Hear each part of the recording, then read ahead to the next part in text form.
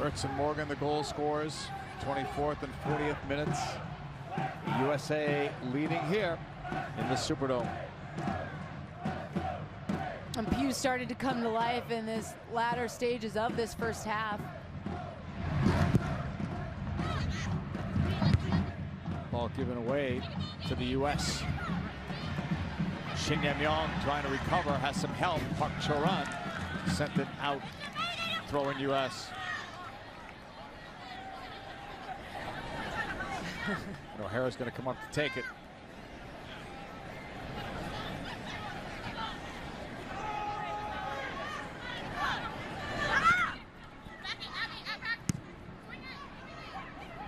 Push back. Played across to Sauerbrunn.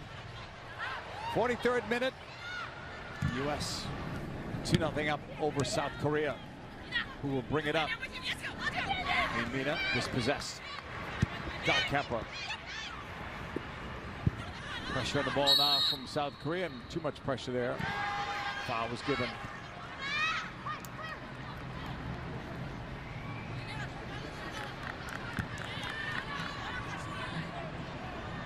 Coming in at halftime, sponsored by AT&T. Jenny and Leslie will have all your first half highlights and analysis, plus they'll dive into the women's game around the globe. A lot of interesting news being made in other countries.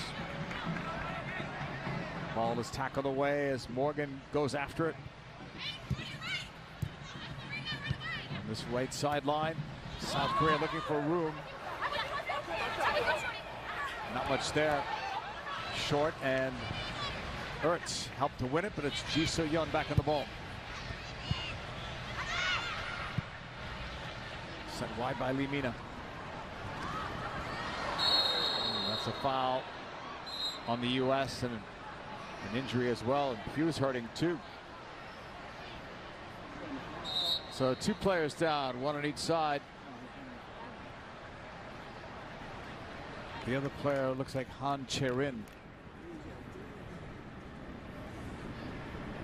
And this one happened on the recovery effort from Pugh. Saw it moments ago with Sullivan doing that work back. I mean, you're seeing the U.S. put in the defensive effort starting at the top of the pitch.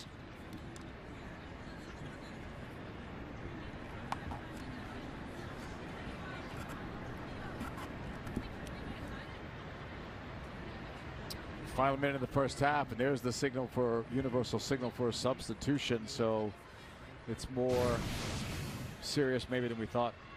And Pugh just tracking back. Gets caught up there trying to go in, and then grabs for that hamstring.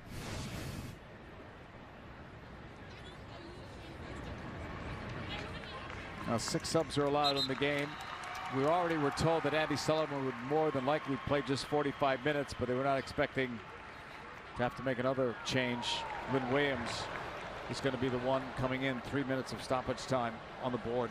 And of course, we don't know the nature of the injury to Pugh, but you think about Lavelle picking up an injury a few months ago, Pugh perhaps now. Those are 2 players that Jill Ellis has wanted to get into the fold, get experience, get minutes, and get up to speed at this level. 2 players that are very important for this U.S. team going forward. She was just starting, as you mentioned, to get more involved in the game, too. Walking off with a little bit of help. Lynn Williams will come in, as we mentioned. Lynn Williams coming off a 9-goal, 5-assist campaign with the North Carolina Courage, runners-up this year in the NWSL Championship. Naturally, some concern on the part of Jill Ellis. She's already looking at 2 injuries from the championship game, right? Tobin Heath. And Taylor Smith. Taylor Smith. And you can see the look on her face says it all.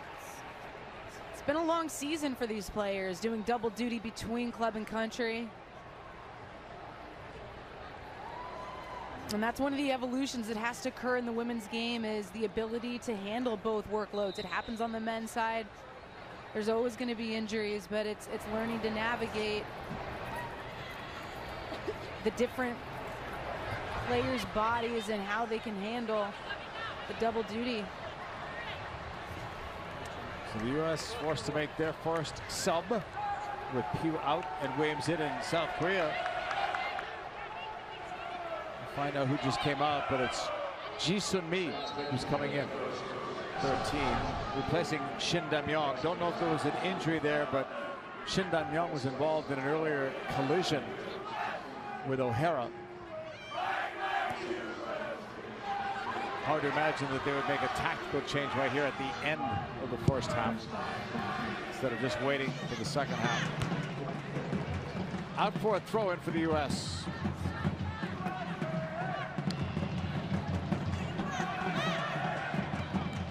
A little work being done on Mallory Pugh. They'll do a little bit more in the dressing room at halftime. And we're seconds away from halftime.